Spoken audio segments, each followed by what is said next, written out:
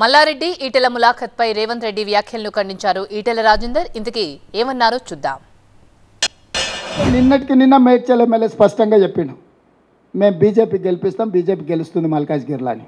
ఇంకా కూడా కేటీఆర్కు మరి సోయి ఉందా లేదా ఇలా మాట్లాడుకుంటా అసలు అప్పటికప్పుడు ఉన్న పలంగా నిజంగానే బీజేపీతో వీళ్ళకి వైరం ఉంటే మల్లారెడ్డిని పార్టీలకు వెళ్ళి సస్పెండ్ చేయాలి.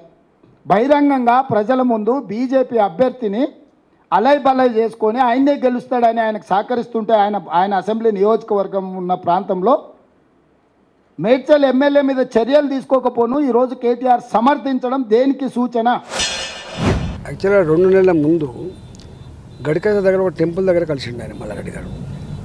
వారు అన్నారు, ఆ రోజు నా కొడుకు నిలబడుతున్నాడు బీఆర్ఎస్ నుంచి, కానీ నీవే గెలుస్తావు, నీ మీద ఎవరు పోటీ చేసినా గెలవరు, తెలంగాణ సమాజంలో జగమెరిన బ్రాహ్మణుల లెక్క నువ్వు ఉంటావు, కాబట్టి నిన్ను ఓడగొట్టలేమని చెప్పి ఇవాళ కాదు 2 నెలల క్రితం చెప్పిండు. జనరల్గా మల్లారెడ్డి ఎక్కడ కలిసినా ఎక్కడ పోయినా కూడా సరదాగా మాట్లాడేటువంటి అలవాటు ఉంటుంది.